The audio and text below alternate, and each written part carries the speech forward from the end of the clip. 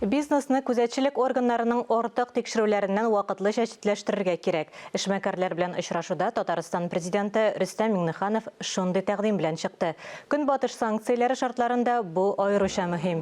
Ил икътисады хәзер җитди сынаулар кичерә. Бизнеска да, хакимият органнарына да тизрәк үзгәртеп кору юлларын бергәләп эзләп табу зарур.